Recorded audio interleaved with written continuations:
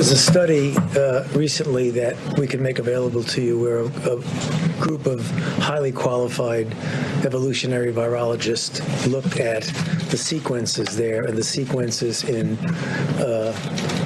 bats as they evolve.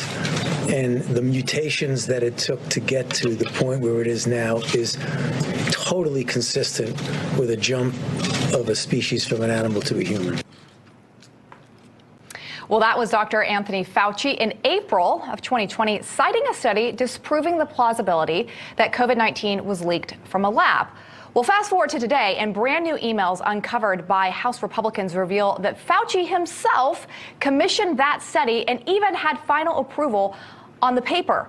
Of course, he conveniently left that part out of the press conference.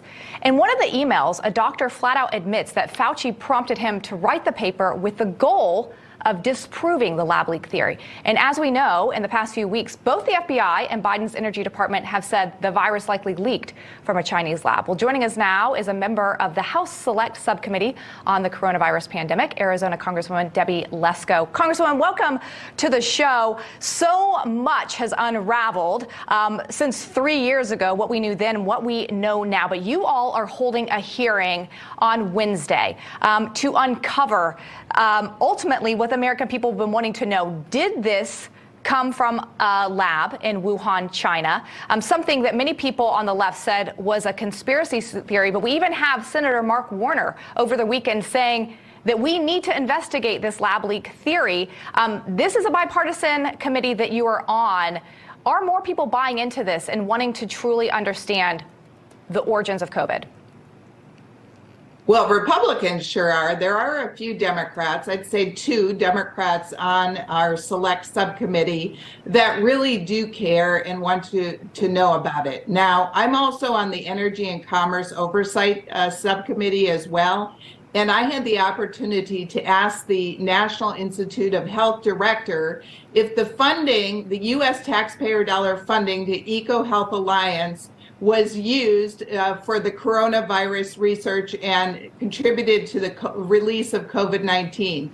He denied that it was, but then fast forward to the hearing that I had in the COVID subcommittee, and there were 3 doctors that said there is no way that the NIH director could know that because we didn't get the sequence. The Chinese asked us to delete the sequence and we didn't get the report. So there's a lot of mistruths going on here. And as you stated, it's been revealed now that Dr. Fauci and Dr. Collins, who was the NIH director at the time, encouraged this report to go out that would disprove the lab leak theory.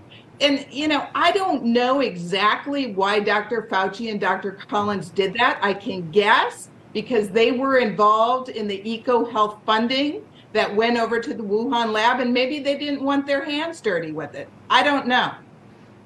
It seems like it because under Dr. Fauci, he gave EcoHealth Alliance millions of dollars over the years, who partnered with the Wuhan Lab of Virology. I will say on Wednesday, you guys are going to hear from Dr. Robert Redfield, who's the former CDC director. He actually, there's reports that he went to Dr. Fauci back in early 2020 and said, hey, we need to actually dig deeper on this lab leak theory. He was supposed to be part of that report, and he was shunned from it. You will hear from him. What do you expect from his witness on Wednesday?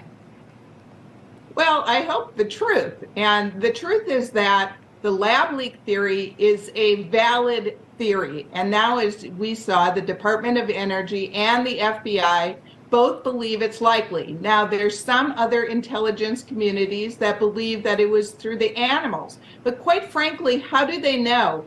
And that's the problem, is they tried to cover this up. They tried to silence anybody and everybody that had any other theory, including theories against the vaccine mandates, the mask mandates, any therapeuticals that could be used, therapeutics that could be used to help alleviate COVID. I just talked to some constituents just now who had relatives that died. They died in the hospital because the doctors refused to give them therapeutics that have been used for years and years and years. This is wrong. Silencing people in America is wrong, and that's why this committee and this hearing is so important.